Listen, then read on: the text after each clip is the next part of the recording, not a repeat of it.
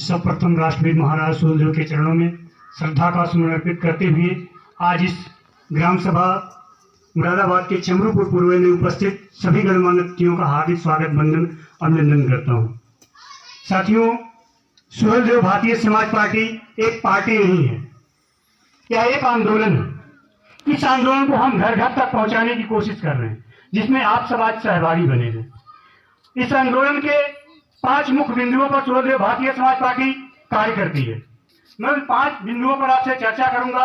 अगर आपकी सहमति है उस पर, तो आप अपना जहां बैठे हैं वहीं से अपने हाथ उठाकर उस पर समर्थन करिएगा। अगर नहीं पसंद आती है तो भी आप अपने बात को इंगित करिए कि ये चीज हमें पसंद नहीं है, क्योंकि दोनों बातें, पसंद होना और नापसंद होना, ताकि हम अपने विचार को उसी आधार पर रख सके जो समाज की खरी सच्चाई हो।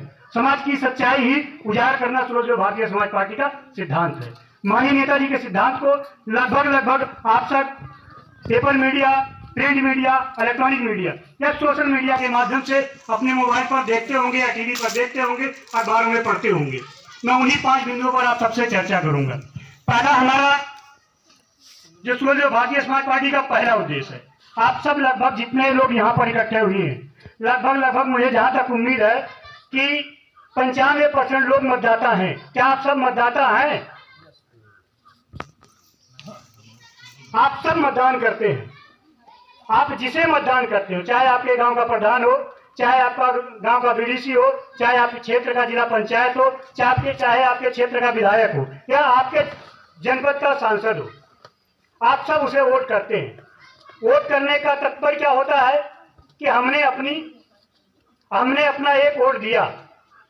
जिसे हमने वोट दिया उसे क्या मिला, और हमने वोट दिया हमने क्या गंवाया। जिसे हम वोट देते हैं, चाहे वो प्रधान हो, चाहे बीडीसी हो, चाहे जिला पंचायत हो, चाहे विधायक हो, चाहे सांसद हो, इन्हीं 5 लोगों को हम वोट करते हैं। इन 5 लोगों को आजीवन पेंशन की सुविधा हम अपने एक वोट के माध्यम से देते हैं। देते हैं या नहीं देते? कितने लोग जानते हैं कि एक बार अगर सांसद बन गया तो उसको पेंशन चालू हो जाती है।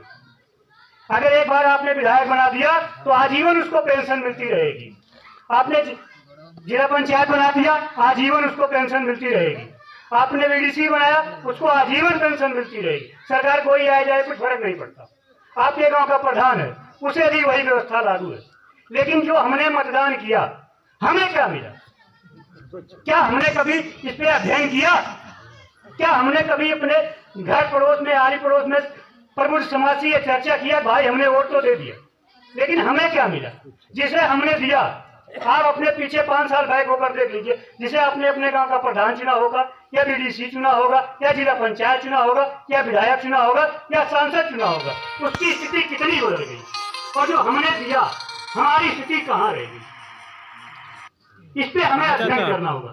सुहेलदेव भारतीय समाज पार्टी चाहती है कि अगर हमने उनको वोट दिया है, उनको पेंशन लागू हो गई, तो हमें भी पेंशन मिलना चाहिए, जिसे हम मतदाता पेंशन